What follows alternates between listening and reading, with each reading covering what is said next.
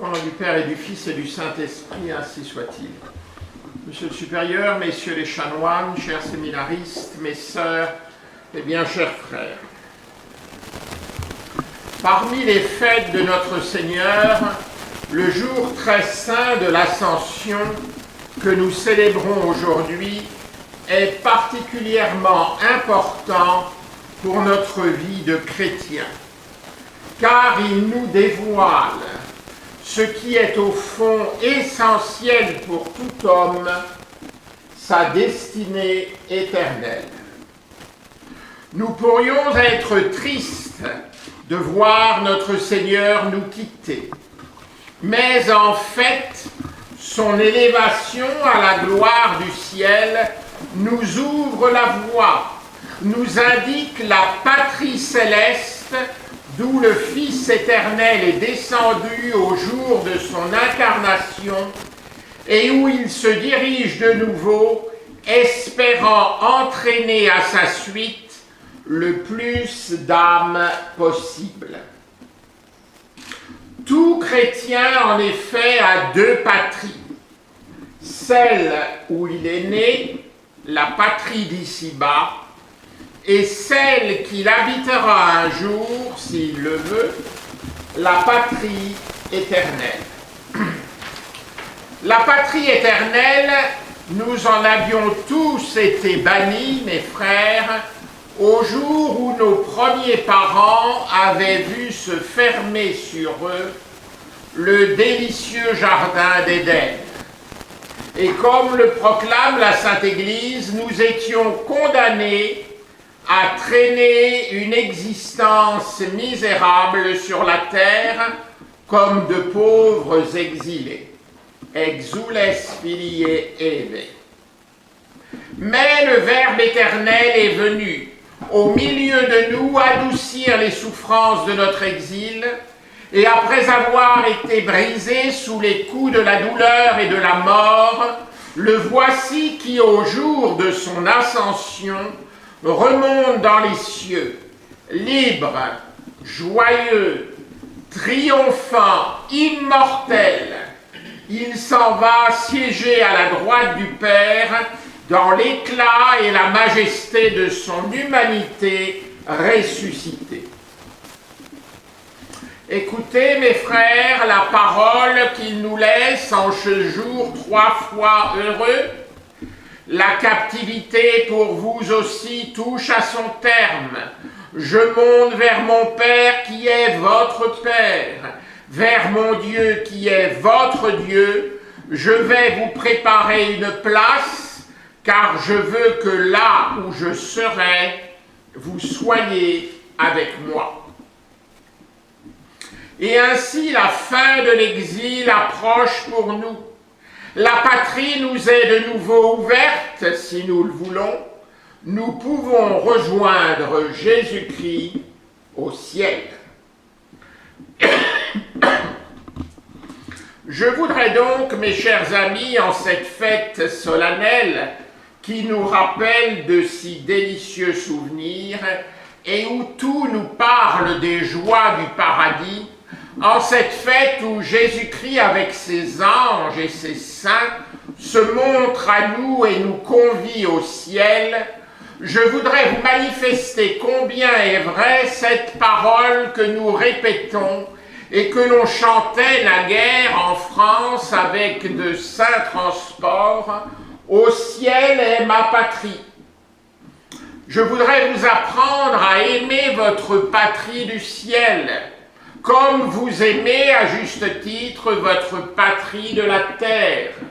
Et mieux encore, je voudrais vous exciter à la désirer si vivement aujourd'hui que vous n'avez dans le cœur et sur les lèvres qu'un même cri « Oh, quand donc se lèvera sur nous ce jour heureux qui n'aura plus de déclin, quand donc rentrerons-nous dans l'éternelle patrie que nul ennemi ne saurait envahir. » Je sais qu'aujourd'hui, et c'est un grand malheur parmi le clergé, on ne prêche que trop rarement sur les fins dernières et sur le ciel. malgré l'obligation stricte énoncée au Saint Concile de Trente d'offrir un enseignement sur ce thème au moins une fois l'année. On s'intéresse, voyez-vous, uniquement aux préoccupations terrestres. Mais croyez-moi, pour bien vivre sur terre, pour mieux vivre sur terre, il nous faut regarder sans cesse le ciel et vivre dès ici-bas avec les bienheureux. Ce ciel qui est appelé paradis, d'un mot persan signifiant jardin. Le paradis céleste, voyez-vous, vous sera bien plus merveilleux que ne l'était jadis le paradis terrestre, l'Éden primitif. Saint Paul nous le dit, le premier homme tiré de la terre est terrestre, le second vient du ciel. Tel est le terrestre, tels sont aussi les terrestres, et tel est le céleste, tels sont aussi les célestes. Et de même que nous avons porté l'image du terrestre, Adam, nous porterons aussi l'image du céleste Jésus-Christ. Quelle beauté alors que ce paradis rempli de saints! Le cardinal Siri disait dans son testament que les saints du paradis sont les meilleurs compagnons de notre séjour terrestre. Alors ce matin, fixons les yeux sur notre patrie céleste. Le ciel, c'est la patrie. Mais qu'est-ce que la patrie? Quelle est l'idée qui s'éveille en vous à cette parole? Quelle est l'image qui s'attache à ce nom qu'on ne se lasse jamais d'entendre? La patrie, on l'a dit, c'est d'abord le sol qui nous a vu naître. Ce sont les arbres amis qui ont été témoins de nos premiers jeux et qui ont abrité nos premiers rêves. C'est une certaine nuance de soleil, d'air, de climat, de lumière qu'on ne trouve que là. Ce qui fait que quand on est errant sur une terre étrangère, on regarde autour de soi et on dit « cette terre est belle, mais ce n'est pas la terre de ma patrie ». La patrie, c'est quelque chose de plus élevé encore, de plus profond, de plus sacré, et tout à la fois de plus doux, de plus tendre et de plus suave. La patrie, c'est le foyer où nous avons reçu la vie, où nous avons ouvert les yeux pour la première fois, où nous avons été tenus sur les genoux de nos mères. C'est ce coin de l'âtre témoin de votre premier sourire, de vos premières paroles, de vos premiers pas, de vos premières joies, comme aussi plus tard de vos tristesses, de vos peines, de vos ennuis, de vos deuils, où vous avez vu mourir vos pères, où vous mourrez à votre tour. C'est le foyer, c'est le sanctuaire de la famille, avec tous ses souvenirs impérissables. La patrie encore, voyez-vous, ce sont les autels. J'aurais dû d'ailleurs commencer par les nommer, car sans autel, il n'y a jamais eu et il n'y aura jamais de foyer. Proarchis et Phocis disait avec sagesse, déjà, l'Antiquité païenne. Ah, de grâce aujourd'hui, ne descendons pas au-dessous des siècles païens. De grâce, ne nous faites pas de la patrie une idée fausse, entachée d'idéologie sacrilège et mortifère. Ne séparez pas de l'idée de patrie les autels, c'est-à-dire l'Église, où l'eau sainte du baptême a coulé sur vos fronts, où vous êtes devenus enfants de Dieu et hérités du royaume éternel, l'Église où vous vous êtes agenouillés, où vous avez prié, où vous avez reçu le pardon de vos fautes, où vous avez goûté aux joies intimes, uniques au monde, de la première communion. Oh non, ne séparez point ces deux choses sacrées que sont la patrie. Autrement, je craindrais fort de trouver à l'heure du péril, comme celui que nous connaissons aujourd'hui, moins de bravoure, moins d'élan, moins d'héroïsme, moins de fermeté, moins de persévérance dans ceux de ces enfants qui ont mission de la défendre et de la protéger. La patrie, ai-je dit, c'est le foyer, c'est la famille. Mais n'avez-vous qu'une seule famille? Vous avez reçu la vie du corps dans ce foyer que vous n'oublierez jamais. Mais est-ce la seule vie qui vous anime? N'avez-vous pas reçu aussi sur les fontaines sacrées du baptême une vie supérieure, une vie divine, une vie qui ne doit pas finir?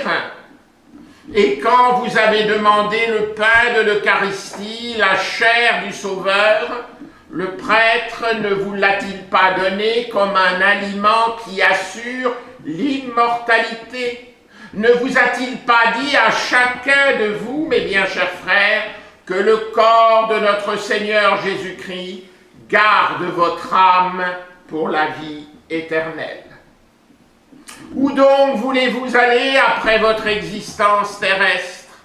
Où donc voulez-vous vivre et demeurer toujours? Où vous voulez vivre? Où vous voulez demeurer toujours? Ah, moi, je vais vous le dire, et je suis sûr d'être en accord avec votre cœur. Vous voulez vivre dans votre vraie famille, auprès de votre Père qui est aux cieux, auprès de votre Mère, la Vierge Marie, auprès des anges et des saints, vos frères. Si la patrie, voyez-vous, c'est le foyer et la famille, votre famille est au ciel, et c'est le ciel qui est votre patrie. Le ciel, c'est le Christ et son corps mystique triomphant, décrit par saint Jean sous l'image d'une ville mystérieuse, illuminée par Dieu et par l'humanité glorifiée de Jésus, qui est comme le flambeau de verre de la divinité. Et je vis la cité sainte, la Jérusalem nouvelle qui descendit du ciel d'auprès de Dieu, prête comme une épouse qui s'est parée pour son époux. Et j'entendis une voix forte venant du trône qui disait: voici le tabernacle de Dieu avec les hommes, et il habitera avec eux. Et ils seront son peuple, et Dieu lui-même sera avec eux comme leur Dieu, et Dieu essuiera toute larme de leurs yeux, et la mort n'existera plus. Et il n'y aura plus ni deuil, ni cri, ni douleur, car ce qui était autrefois a disparu. Je n'y vis point de temple, car le Seigneur, le Dieu Tout-Puissant, en est le temple ainsi que l'agneau. Et la ville n'a pas besoin du soleil ni de la lune pour qu'il l'éclaire, car c'est la gloire de Dieu qui illumine, et l'agneau en est le flambeau. Vous aurez tous noté les images somptueuses de l'Apocalypse, qui soulignent une dimension commune et sociale de la béatitude. Ainsi, chaque élu, angélique ou humain, peut communiquer avec les autres et il se réjouit davantage dans la charité du fait que son bonheur est partagé par d'autres que du fait qu'il est sien. Tous les élus voient tout Dieu, mais ils ne sauraient le voir totalement. L'essence de Dieu qui est infinie ne peut être connue de façon compréhensible que par lui-même. Les bienheureux la contemplent donc avec plus ou moins de profondeur ou d'acuité, voyez-vous. leur immersion dans le mystère de Dieu est réglée par le degré de leur charité à l'instant de leur mort. C'est lui qui conditionne leur degré de gloire. Vous comprenez alors, prêtre de Jésus-Christ ou futur prêtre, combien il est important, essentiel, de s'entretenir avec un prêtre de Jésus-Christ avant de mourir, pour recevoir le pardon et pour élargir notre capacité à recevoir Dieu. Au ciel, cette capacité est plus ou moins grande chez les uns et chez les autres, en fonction de leur degré de charité, mais elle est toujours comblée, saturée. La vie éternelle, c'est la communion parfaite avec le Christ. Saint Ambroise nous l'enseigne. La vie, c'est d'être avec le Christ. Là où est le Christ, là est la vie, là est le royaume. Par sa mort et sa résurrection, notre Seigneur Jésus-Christ nous a ouvert le ciel. Ce ciel qui est la communauté bienheureuse de tous ceux qui sont parfaitement incorporés à lui. Alors, ceux qui ont fait le bien, nous dit saint Jean Damascène, resplendiront comme le soleil avec les anges pour la vie éternelle. Avec Jésus, nous le verrons comme nous sommes vus de lui et porterons le fruit et la joie sans fin qui vient de lui.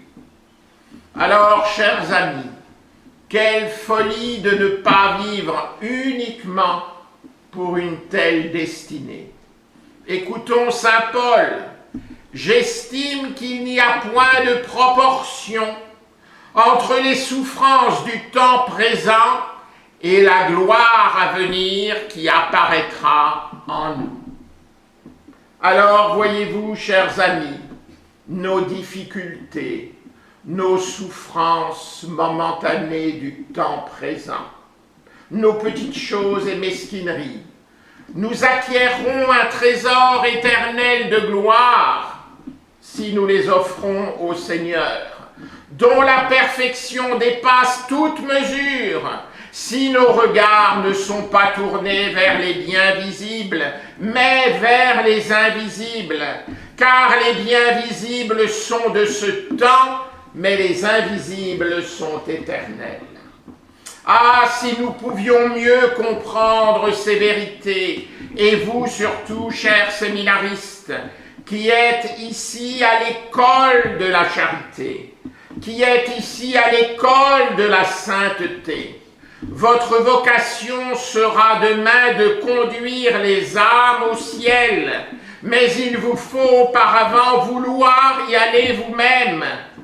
En effet, rappelez-vous cette sentence terrible à propos des ministres sacrés qui négligent leur sanctification ou qui, au contraire, la cultivent. Rappelez-vous, un prêtre ne se sauve jamais seul et un prêtre ne se damne jamais seul. Oui, nous comparaîtrons tous devant le tribunal du Christ, afin de recevoir ce que nous aurons mérité en bien ou en mal, en vivant dans son corps. C'est pourquoi le juge suprême, le Christ lui-même, nous a dit « À quoi cela servirait-il à un homme de gagner le monde entier si c'est en perdant son âme ?» Alors, comment ne pas conclure ce sermon, alors que nous sommes en terre toscane, sans citer Dante, dans le sillage de l'eschatologie dionysienne?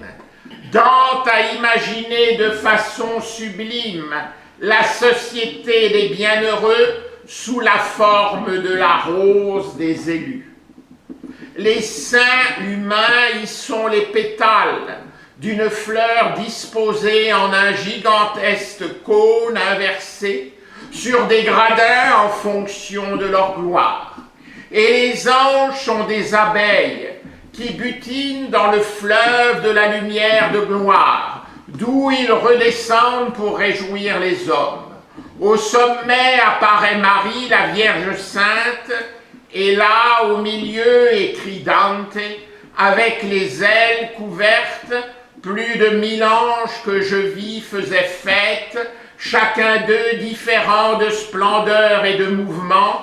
Là, je vis à leurs yeux et à leurs chants sourire une beauté qui était une joie dans les yeux de tous les autres saints.